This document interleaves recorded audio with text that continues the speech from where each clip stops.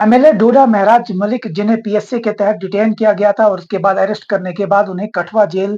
भेज दिया गया था। इस वीडियो के अंदर हम आपको बताएँगे, आपने कई कानूनी माहिरीन से सुना और कि उनके पास क्या लीगल रेमेडीज़ हैं। सबसे पहले अगर हम बात करें इस पीएसए की तो ये पब्लिक सेफ्टी एक्ट 1978 के अंदर सामने आता है यानी कि कानून बनता है और कानून बनने का जो मकसद था तब टिम्बर स्मगलिंग को लेकर था, लेकिन आहिस्ता-आहिस्ता पॉलिटिशियंस भी इसके अंदर आने लगे और पॉलिटिशियंस भी इसका शिकार होने लगे क्योंकि रूलिंग पार्टीज हमेशा अपने ओपोनेंट्स की वॉइस को दबाने के लिए इस कानून का इस्तेमाल करने लगी। तो आजकल ये पॉलिटिशियंस भी इसके अंदर एक्शंस को फेस करने पर मजबूर हो चुके हैं। अगर पीएसए की बात करें इसके अंदर एक एमएलए को अगर डिटेन किया जाता है, उसके पास लीगल रेमेडीज़ क्या होती हैं? तो सबसे पहले हम आपको बताएँ कि डिविजनल कमिश्नर या फिर डिस्ट्रिक्ट मजिस्ट्रेट उनके पास अथॉरिटी होती है, वो किसी भी शख्स पर पीएसए लगा सकती है और उन्हें डिटेन कर सकती है। इसकी अगर पनिशमेंट की बात की जाए या पेनल्टीज़ की बात की जाए, तो 1 साल से 2 साल यानी कि ये सज़ा का मार्जिन होता है। अगर उसमें threat to security of state या उसकी बात की जाए तो 2 साल तक की सज़ा जो है इसके अंदर होती है यानी कि प्रिवेंटिव डिटेंशन होती है। फिलहाल हम आपको बताएँ कि एमएलए डोडा महराज मलिक जिन्हें डिटेन किया गया और अब आम आदमी पार्टी की तरफ से भी एक स्ट्रॉन्ग लीगल सेटअप बनाया गया है, वो इस केस को कॉन्टेस्ट करेंगे। लेकिन आपको बताएँ कि जब ये डिविज़नल कमिश्नर या फिर डिस्ट्रिक्ट मजिस्ट्रेट की तरफ से किसी भी शख्स पे पीएसए आइड होता है, उसके बाद जो 12 दिन होते हैं, यानी कि एमएलए महराज मलिक को जब डिटेन किया गया, वो जो 12 दिन का पीरियड है, 19 सितंबर को वो जो खत्म होने वाला है।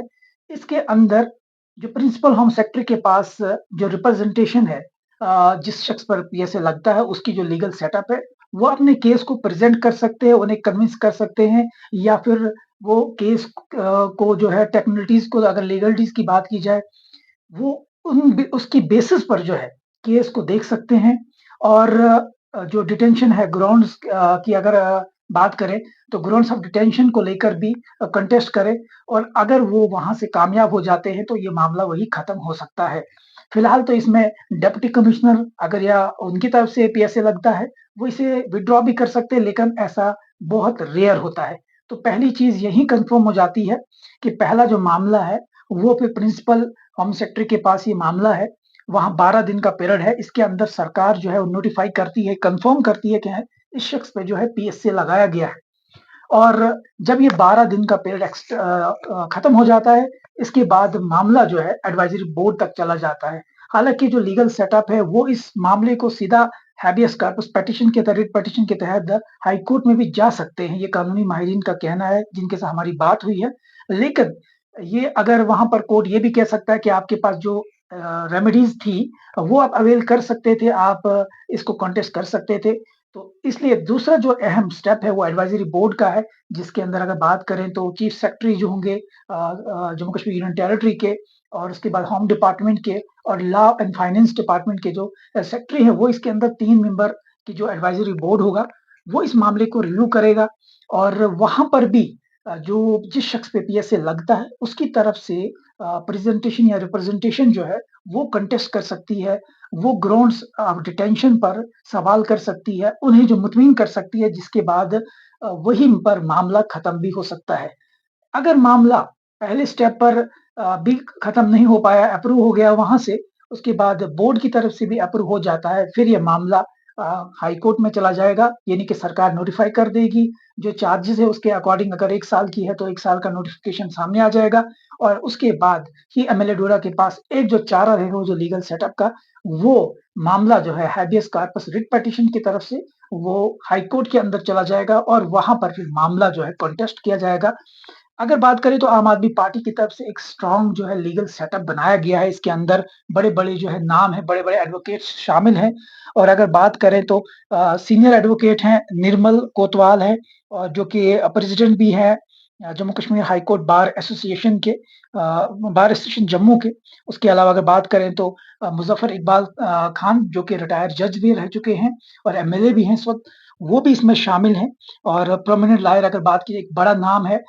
वकालत की दुनिया का, वो शेख शकील, वो भी इसमें शामिल हैं। उसके बाद अप्पू सिंह सलाथिया जो कि असिस्टेंट जो है वो कौंसल है, वो कौंसल का जो रोल है वो प्ले करेंगी। इसके अलावा बड़े-बड़े जो नाम हैं, वो इसमें शामिल किए गए हैं। अरविंद बंदराल है, जोगिंदर सिंह ठाकुर है, गौरव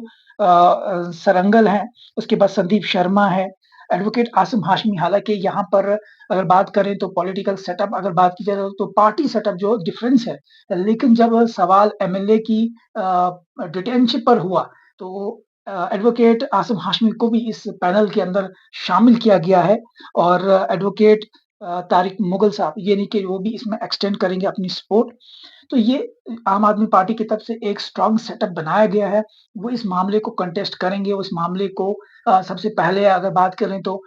जो प्रिंसिपल होम सेक्रेटरी हैं, उनके साथ ये मामला जो उठाएँगे। 12 दिन का पीरियड जैसे ही खत्म हो जाता है, उसके बाद ये मामला एडवाइज़री बोर्ड के पास चला जाएगा। वहाँ पर भी रिप्रेजेंटेशन के थ्रू 3 मेंबर का जो एडवाइज़री बोर्ड है, वहाँ पर भी इस मामले को कंटेस्ट किया जाएगा। अगर वहाँ से अप्रूव हो जाता है, अगर वहाँ से ये मामला वो अप्रूव हो जाता है यानी कि पीएसए को अप्रूव किया जाता है, सरकार नोटिफ़ाई कर देती है, तो मामला जो है उसके बाद पहुँच जाएगा सीधा हाई कोर्ट के अंदर जहाँ पर हैबियस कॉर्पस रिट पिटीशन दायर होगी और जिसके बाद मामला जो है पहुँचेगा और मामला जो है वो लंबा हो जाएगा यानी कि ये मामला काफ़ी संगीन है और कानूनी माहिरीन का ये भी कहना है कि अगर वो एडवाइज़री बोर्ड के पास ना जाके सीधा हाई कोर्ट में जाएँगे, उस पीरियड के एक्सटेंड खत्म होने के बाद, तो ये मामला वहीं पर देखा भी जा सकता है। लेकिन लीगल रेमेडीज़ हैं अगर लंबा प्रोसेस फ़ॉलो करना है। अब ये मामला जो है आम आदमी पार्टी की तरफ से जो अनाउंस किया गया है, इमरान हुसैन जो कि दिल्ली के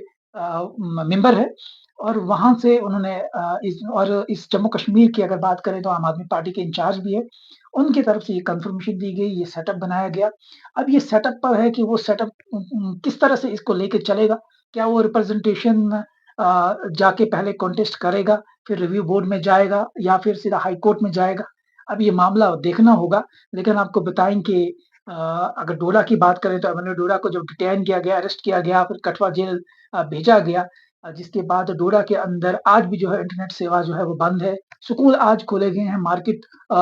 थोड़ी ओपन हुई है, लेकिन अभी भी अगर बात करें तो स्टूडेंट्स काफ़ी सफ़र कर रहे हैं, कम्युनिटी जो बिज़नेस कम्युनिटी वो काफ़ी सफ़र कर रही है। फिर भी इंतज़ामिया को ये सोचना होगा कि स्टूडेंट्स काफ़ी सफ़र कर रहे हैं और जिन-जिन एरियाज़ के अंदर जो सिचुएशन है वो नॉर्मल है, कि ऐसे एरियाज़ हैं जैसे मरमत का एरिया है, वहाँ पर कोई भी प्रोटेस्ट देखने को नहीं मिला, लेकिन आज अभी तक वहाँ इंटरनेट बंद है। तो जिन एरियाज़ के अंदर इश्यूज़ नहीं है, वहाँ पर इंटरनेट को रिस्टोर किया जाना चाहिए। ये एडमिनिस्ट्रेशन की प्रायोरिटी रहनी चाहिए क्योंकि जो राइट टू इंटरनेट है, ये भी हमारा बेसिक राइट है और अगर इन राइट्स को स्नैच नहीं किया जाना चाहिए। लार्जर पब्लिक इंटरेस्ट के अंदर जो चीज़ें थी, पब्लिक जो है उन चीज़ों को बियर करती है। लेकिन ये अफ़सोस की बात है कि एडमिनिस्ट्रेशन जो है उन एरियाज़ में रिस्टोर नहीं कर पाई है जिन एरियाज़ के अंदर पीसफुल माहौल है और एडमिनिस्ट्रेशन से यही गुज़ारिश करेंगे कि लीगलिटीज़, टेक्निकलिटीज़ का मामला जो है वो लीगल सेटअप पे छोड़ दिया जाए। डोडा के अंदर ठीक-ठाक माहौल है, तो अब जो है जब स्कूल ओपन हो सकते हैं, बिज़नेस हो सकती है, जब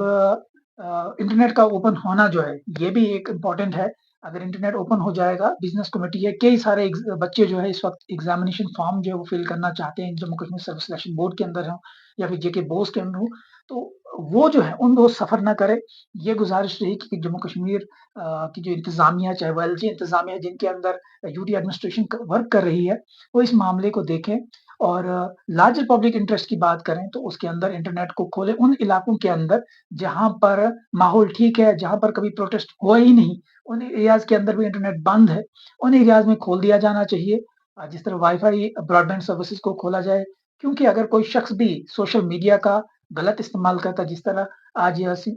एसएसपी डोडा हैं, उनकी तरफ से क्लियर कहा गया है कि फेक न्यूज़ या मिस इन्फॉर्मेशन या फिर ओल्ड वीडियोज़ को शेयर करना या फिर किसी तरह का भड़काऊ जो वीडियोज़ को शेयर करना, ये ममनू करार दिया है और जो ऐसा करेगा उसको उसके खिलाफ कार्रवाई की जाएगी। जब आपके पास ऐसे एक्ट्स मौजूद हैं, जब आपके पास टेलीकॉम आईटी एक्ट के अंदर मौजूद हैं, जो शख्स भी गलत करता है, वो सोशल मीडिया पर